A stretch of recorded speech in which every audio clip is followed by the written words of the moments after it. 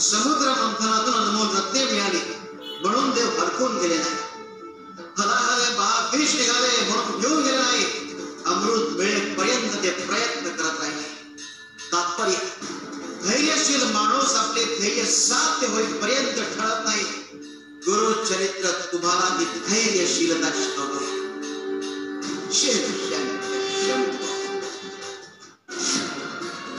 माझी आई कौल लावायची, म्हणायची देवाला विचारायची.